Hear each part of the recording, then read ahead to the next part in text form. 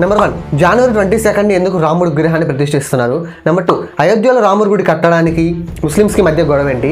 Number 3, ఈ గుడి కట్టడానికి 1800 కోట్లు ఖర్చు అయ్యేంత విషయం ఉందా? ఈ 1800 కోట్లు మన డబ్బేనా? అండ్ గుడి కన్స్ట్రక్షన్ ఓపెనింగ్ మోడీ బాబాయ్ పొలిటికల్ స్కామా?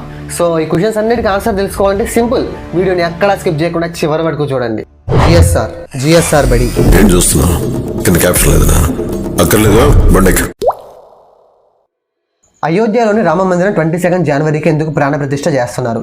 రామ జన్మభూమి ట్రస్టీ చంపత్ రాజు చెప్పిన విషయం బట్టి జాన్ 18న రాముడి విగ్రహాన్ని గర్భగృహంలో దాని స్థానంలో పెడతారు. ఇంకా జాన్ 22 మధ్యాహ్నం 12 గంటల 29 నిమిషాల 8 సెకండ్ల నుంచి 12 గంటల 30 నిమిషాల 32 సెకండ్ల వరకు ముహూర్తం ఉంది. 84 సెకండ్లు ఎంతో మంచి సమయం అంట. ప్రాణ ప్రతిష్ఠ చేయబోయే రాముడి విగ్రహం సుమారుగా 150 నుంచి 200 కేజీలు ఉంటుందంట. ఈ ముహూర్తాన్ని వారణాసికి చెందిన గణేశ్వర శాస్త్రి గారు ఎంపిక చేశారు. ఈయన ఈ శాస్త్రంలో ఎంతో గొప్పవారు. అయోధ్య రాముడి పుట్టినిల్లు, 143 కోట్ల జనాభా కల, ఎన్నో గొడవలు, మరెన్నో సందేహాలు, ఎన్నో తెలియని విషయాలు. ఇప్పుడు అయన్నొద్దు, పాయింట్కి రా.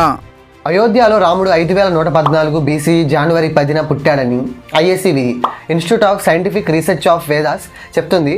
అండ్ పూజలు 6th సెంచరీ BC నుంచి స్టార్ట్ అయ్యాయంట. దీనికి ఆర్కియాలజికల్గా ప్రూఫ్స్ అండ్ ఎవిడెన్సెస్ ఉన్నాయి. విషయం ఏంటంటే we don't need any proofs to prove our history. కరెక్టే కదా? History and disputes. ఈ రామమందిరం వెనక ఒక గొడవ ఉంది. సింపుల్గా షార్ట్గా చెప్పేస్తా చూడండి. సో 5th సెంచరీ BCలోని యాక్చువల్గా ఇక్కడ ఒక రామమందిరం ఉంది. కానీ ముఘల్ రాజు బాబర్ అక్కడ ఉన్న రామమందిరాన్ని కూల్చి 1526, 1528 ఈ టైంలో కూల్పించారంట. ఎగ్జాక్ట్గా డేట్ అయితే ఎక్కడ లేదు. తర్వాత అక్కడ బాబ్రీ మసీద్ కన్స్ట్రక్ట్ చేశారు. ఇంకా అప్పటి నుంచి చాలా గొడవలు అయ్యాయి. నాకు అర్థం కాలేదు సార్. సో అర్థం కాని వాళ్ళు ఏముంది, కామెంట్ చేయండి, ఇన్ డీటెయిల్ వీడియో చేద్దాం. రామ మందిరాన్ని మీరు కరెక్ట్గా అబ్జర్వ్ చేస్తే అక్కడ మీకు 5 మండపాలు కనిపిస్తాయి. ఆ 5 మండపాలు మనకు ఊరికే మెట్లేదు. 5 మండపాలు మనకున్న పంచభూతాలకు సాక్ష్యం. ఏంటి తెలుసు కదా? Earth, water, fire, wind, space. So వీటికి రిప్రజెంటేటివ్ అనమాట. అండ్ విషయం ఏంటంటే ఇది మన భూతల్లికి ఈ గుడికి ఉన్న ఎంటర్ కనెక్షన్ అనమాట. 10th క్లాస్లో రామాయణం మొత్తం వినడానికి బాగానే ఉంటుంది, కానీ విన్నది చదివి మళ్ళీ ఎగ్జామ్లో రాయాలంటే కొంచెం కష్టంగా అనిపించింది నాకు. మరి మీకు కూడా ఇలా అనిపిస్తే కామెంట్ చేయండి.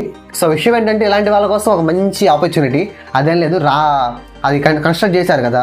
సో కన్స్ట్రక్షన్ అప్పుడు 392 పిల్లర్స్ మీద బాలకాండ మొత్తాన్ని చెక్కేశారు. బాలకాండ అంటే తెలుసు కదా? సో కృష్ణుడు పుట్టింది అండ్ పెరిగింది అండ్ నేర్చుకున్న ఇవన్నీ మొత్తం అక్కడ మీకు శిల్పాల మీద ఉంటుంది స్టోరీ రూపంలో. సో వెంటనే చూసేసి నేర్చేసుకోవచ్చు. Glorious garden. ఇంత మాట్లాడుకున్న తర్వాత రామ మందిర్ చుట్టూ ఉన్న గార్డెన్ గురించి మాట్లాడకపోతే పాపం తగులుతుంది. ఆ గార్డెన్ మొత్తం 70 ఎకరాల సరౌండ్ అయి ఉంది. ఈ గార్డెన్లో రామాయణాలు మెన్షన్ చేసిన మొక్కలు, పువ్వులు, చెట్లు ఇక్కడ అన్నీ ఉన్నాయి. ఆల్సో ఇక్కడ అశోక ట్రీ కూడా ఉంది అని అంటున్నారు. మరి దీని స్పెషాలిటీ ఏంటంటే ఇది సీతమ్మ దేవి యొక్క ప్యూరిటీ, అంటే పాతివ్రత్యానికి నిదర్శనం. అండ్ మన అన్నగారు హనుమాన్ లంకలో సీతమ్మ దేవిని చూసింది ఫస్ట్ టైం ఈ చెట్టు కిందే కదా.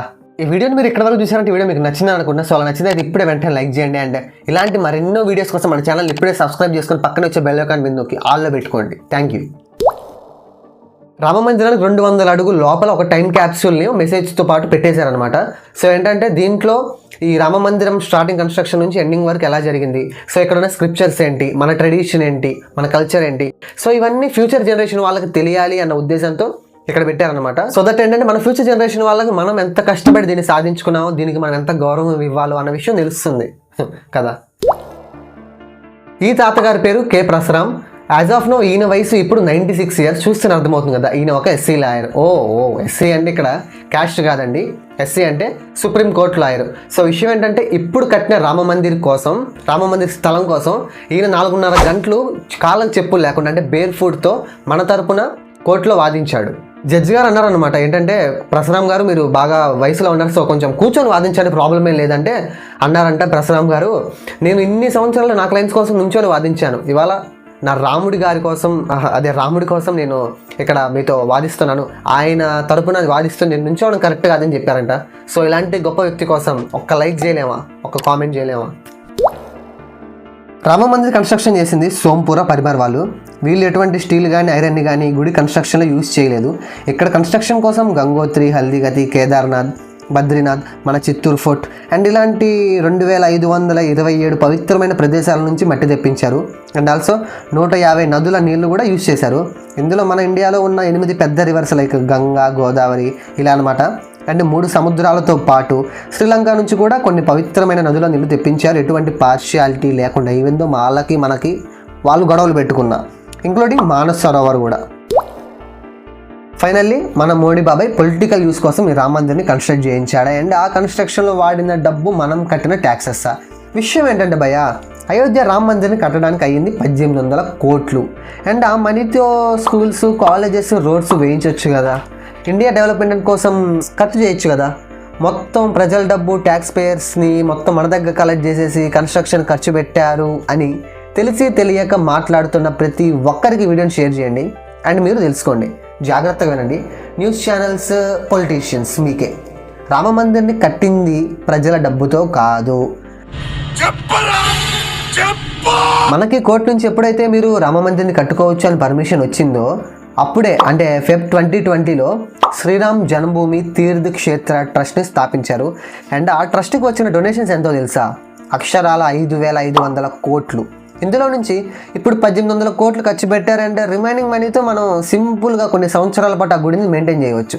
బట్ విషయం ఏంటంటే ఈ గ్యాప్లో రామ మందిర్ కన్స్ట్రక్షన్ అయ్యాక రోజుకి 3 లక్షల భక్తులు రావచ్చు అని ఎస్టిమేషన్. అంటే సంవత్సరానికి 10,000 కోట్లు బిజినెస్ జరుగుతుంది. ఇది మన ఎకనామీకి డెవలప్ చేయడానికి యూజ్ అవుతుంది. So first doubt solved. ఇది మన మనీ కాదు, గవర్నమెంట్ మనీ కాదు, ఇది కేవలం భక్తుల భక్తి విరాళాలు. సో ఫైనల్లీ మోడీ గారు ఎలక్షన్స్ కోసమే రామ మందిర్ని అంత త్వరగా కన్స్ట్రక్ట్ చేయించారా? అండ్ ఈవెన్ దో అది పూర్తిగా కంప్లీట్ అవ్వకపోయినా అంత త్వరగా ఎందుకు ఓపెన్ చేయిస్తున్నారు అంటే కేవలం ఎలక్షన్స్ కోసమేనా అంటే yes, single word answer yes, అవును, కేవలం ఎలక్షన్స్ కోసమే. సో ఇది ఖచ్చితంగా డైరెక్ట్గా కానీ ఇండైరెక్ట్గా కానీ ఎలక్షన్స్ మీద ఎఫెక్ట్ అయితే పడుతుంది.